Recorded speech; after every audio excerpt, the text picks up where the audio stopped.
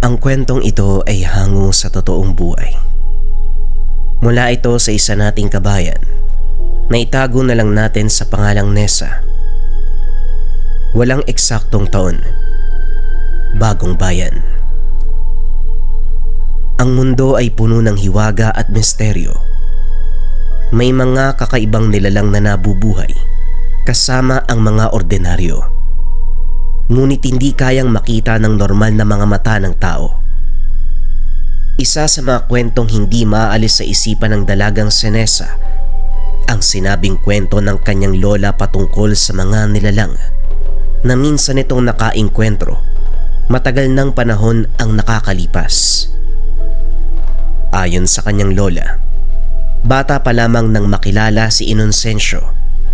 May natatanging kakayahan na makakita ng mga nilalang na hindi nabibilang sa mundo ng mga mortal. Isinasama pa raw siya nito sa mga lugar kung saan may nananahan na mga elemento kagaya ng duwende, engkanto, kapre, tikbalang at iba pang mga nilalang na kahit anong gawin ng lola niya, hindi ito nakikita ng kagaya sa kaibigan nitong si Inocencio. Subalit isang pangyayari ang naging dahilan upang mabulag ang dalawang mata nito.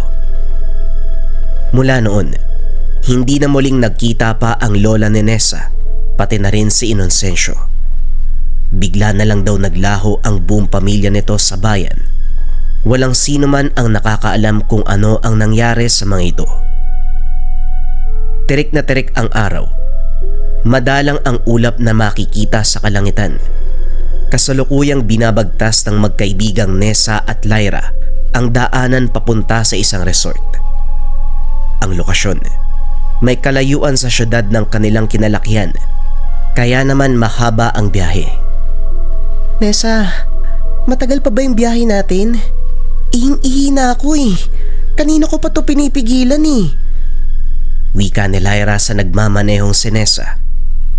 Sandali itong lumingon sa kaibigan at bumalik sa manibela. Pigilan mo muna. Wala pa akong nakikitang gas station. Pero hindi ko na talaga kaya. Naku, sasabog na yata yung pantog ko. Ihinto mo, dali, dyan na lang ako sa tabi. Ano, Lyra? Hindi ka lalaki para umingi sa kung saan-saan? Hindi ko na talaga kayang pigilan.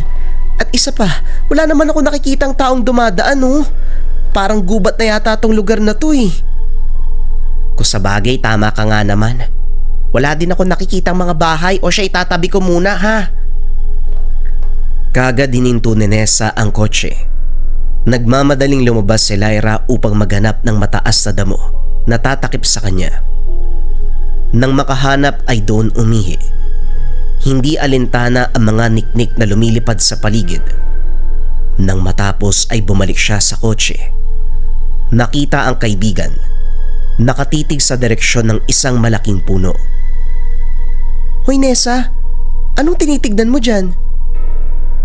Natauan ito nang marinig ang boses ni Lyra. Para kasing may nakita ako dun sa taas ng puno na gumagalaw eh. Sinilip ni Lyra ang sinasabi nito. Kaso nga lang wala siyang nakita na kahit ano. Wala naman ah. Baka ibon lang yun. Ang mabuti pa, bumiyahe na uli tayo. Malayo pa yata yung resort na sinasabi ni Ivan sa atin eh. Bakit ba kasi doon yung napiling lugar eh? Libre kasi nating nakuha yung lugar. Wala masyadong pera eh. Kailangan matapos yung trabaho natin doon. Sana nga lang malaki yung kitain ng team natin para hindi problemahin yung pambayad ko sa renta sa mga susunod na buwan. Hayaan mo na, Lyra.